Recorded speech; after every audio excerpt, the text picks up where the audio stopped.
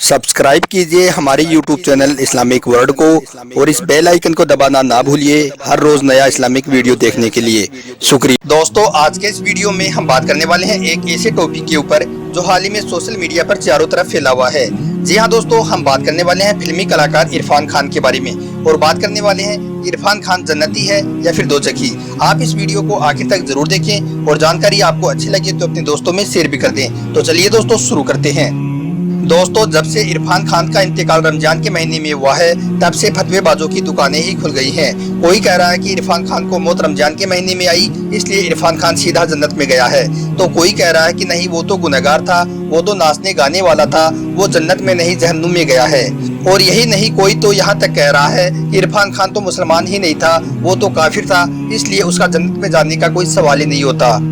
दोस्तों, पिछले 3-4 दिन से मैं ये देख रहा था कि लोग तरह तरह की बातें इरफान खान को लेकर कर रहे हैं। सब अपने अपने हिसाब से फतवाबाजी कर रहे हैं, तो मैंने सोचा कि आपको इसके बारे में सही जानकारी देनी चाहिए और आपको कुरान और हदीस के हवाले से ये बताना चाहिए कि आखिर इस बात की सच्चाई क्या है, अल्लाह कब और किसको जन्नत अता करता है और किसको नहीं। दोस्तों, बुखारा के शहर में एक मजूसी यानी कि आग की पूजा करने वाला एक शख्स रहता था। रमजान के महीने में एक दिन उस मजूसी का लड़का मुसलमानों के बाजार में खाना खा रहा था। यह देखकर उसके बाप को बहुत गुस्सा आया और उसने अपने लड़के की मुंह पर एक तमाचा मार दिया और कहने लगा कि कम वक्त रमजान का महीना चल रहा है। यह सुनकर उस मजूसी के लड़के ने कहा कि अब्बा जान, आप भी तो रमजान में हर रोज दिन के वक्त में खाना खाती हो। तो उस मजूसी बाप ने कहा कि हाँ, यह सही है कि मैं रोजा नहीं रखता हूँ और दिन में मैं खाना भी खाता हूँ, मगर मैं खुफिया तौर पर घर में बैठकर खाना खाता हूँ। मैं मुसलमानों के सामने खाना नहीं खाता हूँ। मैं इस मुबारक महीने का एहतराम करता हूँ। दोस्तों, उसके कुछ अरसे के बाद उस मजूसी का इंतकाल हो गया।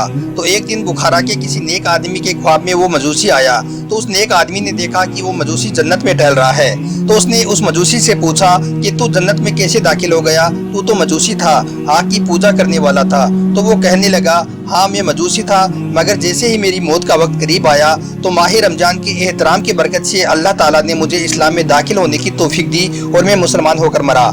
यह जन्नत मुझे रमजान के एहतराम और इस्लाम में दाखिल होने की वजह से अल्लाह ताला ने अता की है।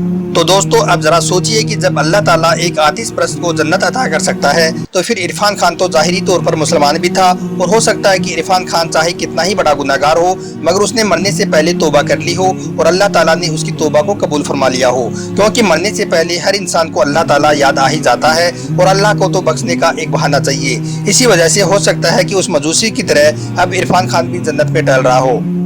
और इसके अलावा दोस्तों, एक हदीस शरीफ में भी है कि जो खुश नसीब मुसलमान रमजान के मुबारक महीने में इंतकाल करता है उससे कब्र में कोई भी सवाल जवाब नहीं होता है, वो कब्र के अजाब से बच जाता है और जन्नत का हकदार हो जाता है। मतलब कि जो मोमिन रमजान में मरता है वो सीधा जन्नत में जाता है।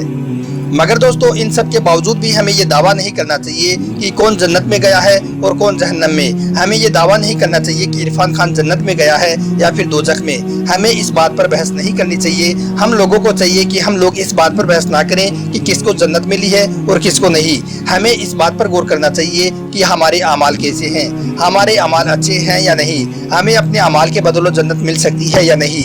हमें इस बात पर गौर व फिक्र करना चाहिए।